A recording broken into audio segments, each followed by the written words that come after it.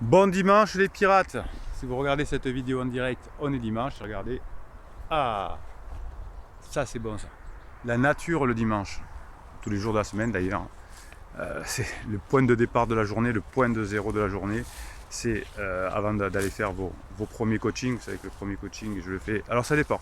Généralement, le premier coaching il a lieu à 9 h le matin. Mais quand vous êtes loin, quand il y a des décalages horaires, il m'arrive de commencer les coachings à 6 h du matin. Voilà, hein, et de les faire des fois vers 22 h. Ça dépend où vous vous trouvez dans le monde. Hein, le décalage horaire, c'est comme ça. Alors aujourd'hui, on va parler de motivation, comment je vais vous motiver à passer un bon dimanche. Merci pour les formations que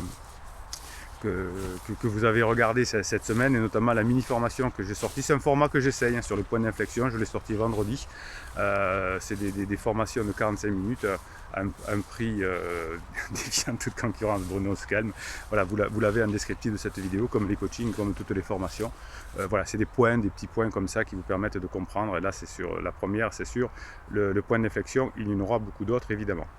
Donc qu'est-ce qui va faire que vous êtes un pirate, que vous avez la patate et que vous allez réussir votre point d'inflexion?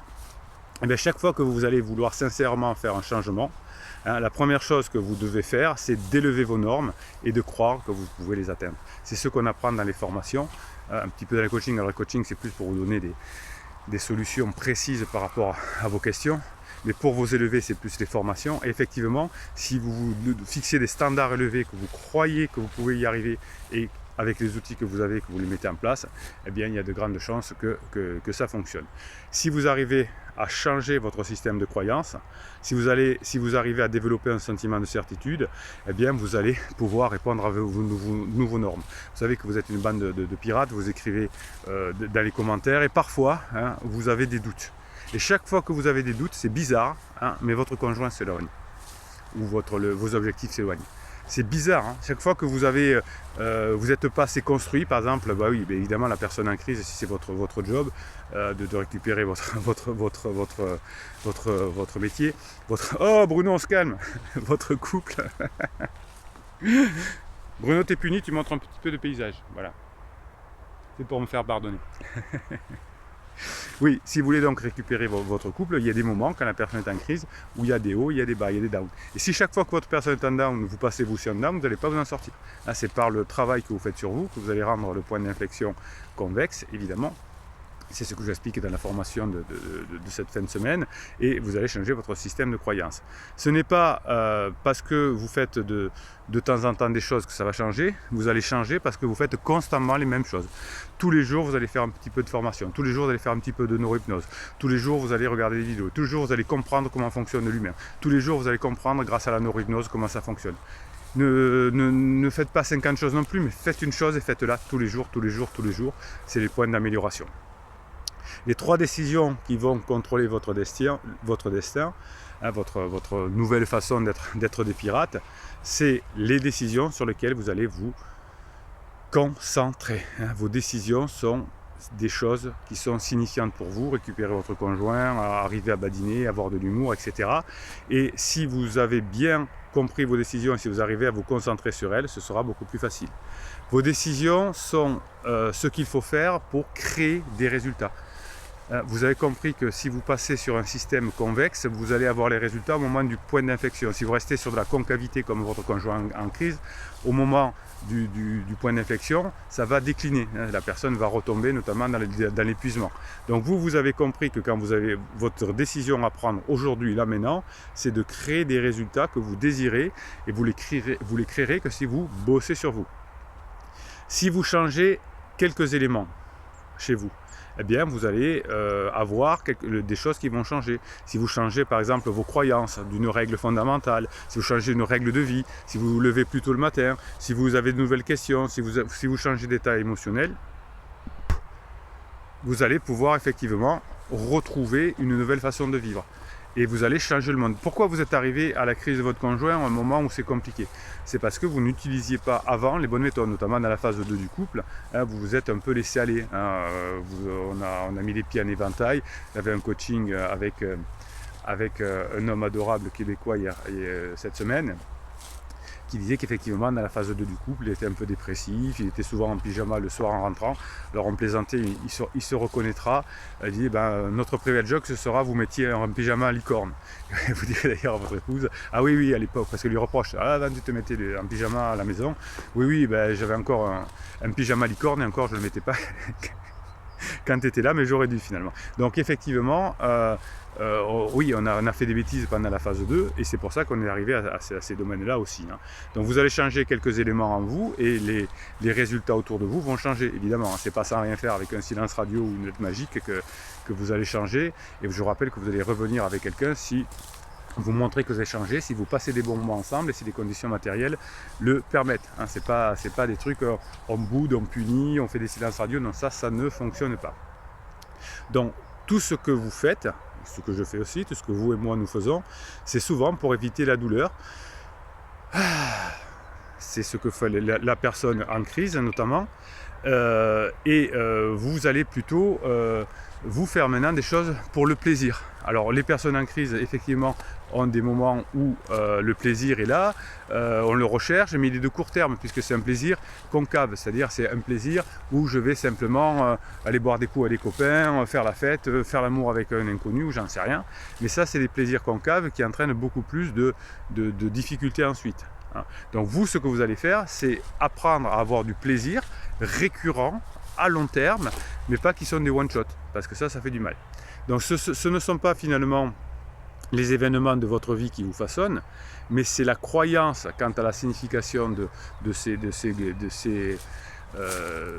événements qui vont changer. Par exemple, quand votre conjoint est en down, vous dites c'est mort, c'est fini, il m'a dit que je ne reviendrai plus, vous allez avoir des réactions qui vont être pas top pour la suite du couple. Si vous dites ah ça y est, il est encore en phase down, bon je laisse un petit peu tranquille et je vais vérifier la phase top et je vais bastonner, badiner, mettre des bonnes choses quand il sera en top.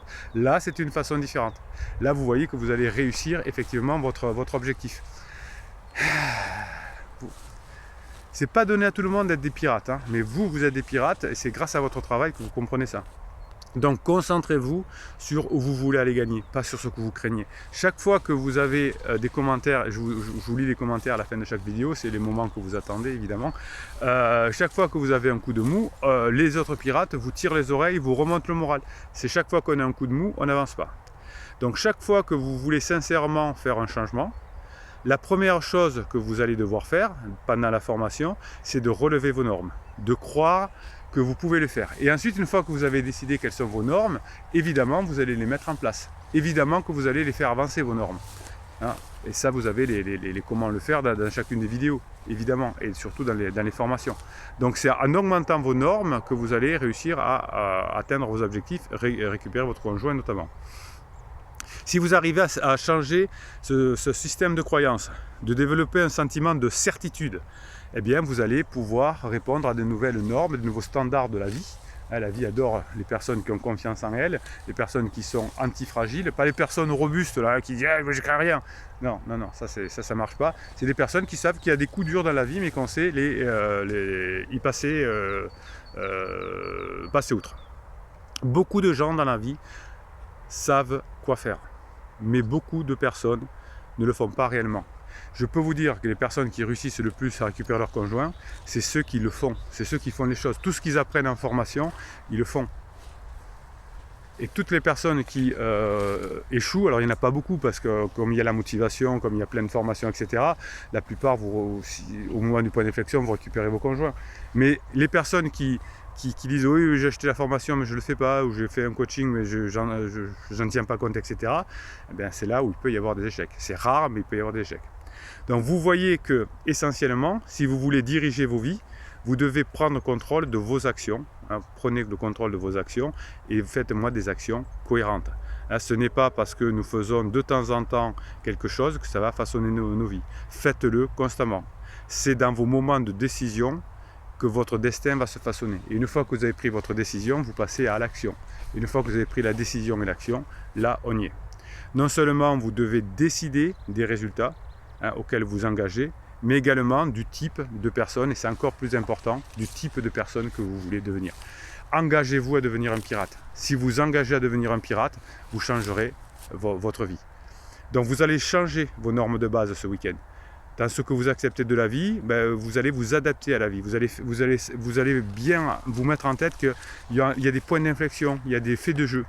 Eh bien, comme je suis antifragile, je sais le faire, je sais y réagir. J'ai les outils avec les formations et les coachings et je sais reconnaître ces points de fragilité et les transformer en points antifragiles. Si vous décidez vraiment de devenir antifragile, vous pourrez vraiment presque tout faire de votre vie. Allez, juste avant de vous donner les commentaires, votre partie préférée des vidéos où je lis vos commentaires et je commente vos commentaires. Ah, vous savez qu'on est une communauté au top parce qu'on s'encourage en écrivant sous les vidéos et bien évidemment je vous encourage aussi. Et les mèmes, ce sont des petites phrases, des images que je vous m'envoyez tout au long de la journée et que je vous mets sur le canal Telegram et que je vous lis aussi dans les vidéos. On s'améliore réellement sa vie qu'en s'améliorant soi-même. On améliore vraiment sa vie qu'en s'améliorant soi-même, je suis d'accord. Hein, c'est le principe de je vais changer ma vie si je m'améliore, pas si je fais rien et que j'espère que ça va arriver avec un silence radio. Apprenez que vous êtes le dernier des hommes si vous vous persuadez d'en être le premier. Ouais, ça c'est pas bête. Ça c'est pas bête, hein, avec beaucoup d'humilité, on est des pirates, on est une chaîne pirate, on rigole beaucoup hein, dans les lives du vendredi à 19 h, on se marre, je réponds à vos questions, on a plus de réussite aussi parce qu'on sait faire la part des choses et on sait bosser dur et se faire plaisir et créer du bonheur pour les autres, ça c'est vrai. La pensée comme la flamme, elle ne se diminue pas en communiquant.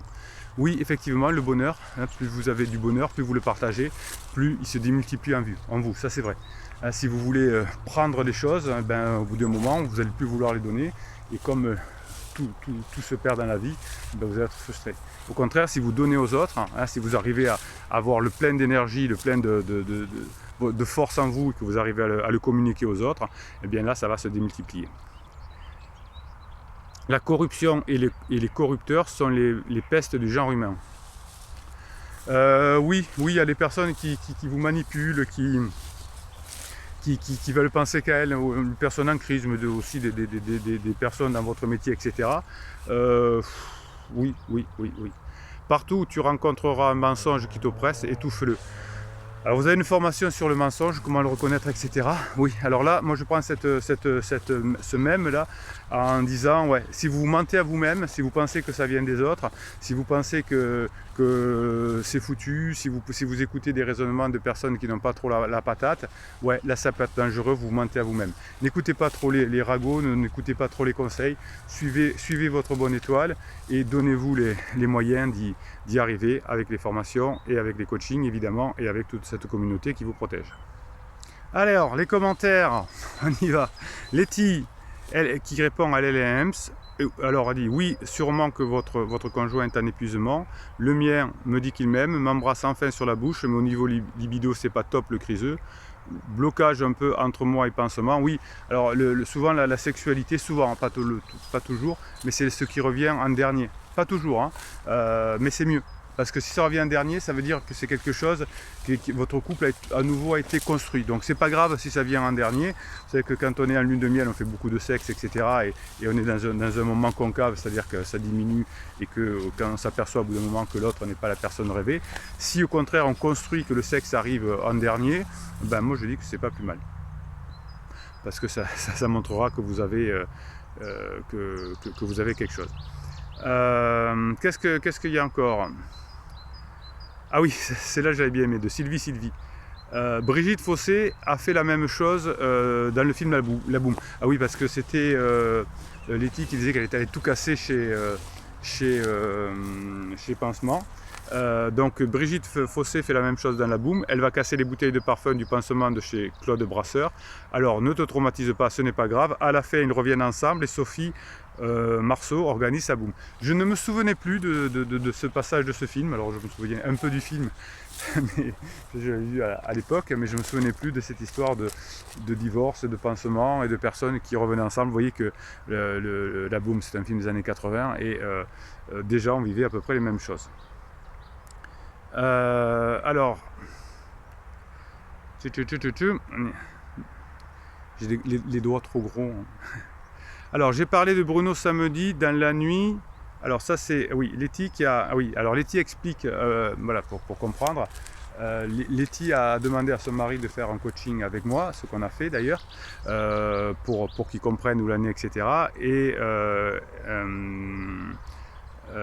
Letty explique à une demande, comment avez-vous fait pour demander de faire un coaching avec Bruno? Et dit, j'ai parlé de Bruno samedi dans la nuit après mon interdit chez Pansement. Il a dormi chez sa maman et pendant la nuit, il me disait qu'il voulait se foutre en l'air, qu'il allait très mal. Et je lui ai dit, ok, mais alors si tu prends une heure de coaching avec Bruno pour qu'il t'explique la crise, qu'est-ce que c'est? Voilà, donc il a expliqué, effectivement, il allait très mal. On a fait le coaching et apparemment ça va effectivement beaucoup mieux. Et je suis très optimiste pour ce couple également, comme beaucoup d'autres. Voilà, allez, vous voyez que les commentaires, vous racontez vos histoires, vous racontez dans la communauté vos réussites. Il y a beaucoup de réussites effectivement, alors il y a beaucoup plus de réussites que d'échecs effectivement, puisqu'on fait ce qu'il faut. Je vous kiffe, passez un bon dimanche, mettez-moi des commentaires, des pouces en l'air, abonnez-vous à cette chaîne. Vous avez les formations et les coachings en descriptif de cette vidéo. Je me fais manger par les moustiques et Bruno Marchal, il vous dit à très bientôt.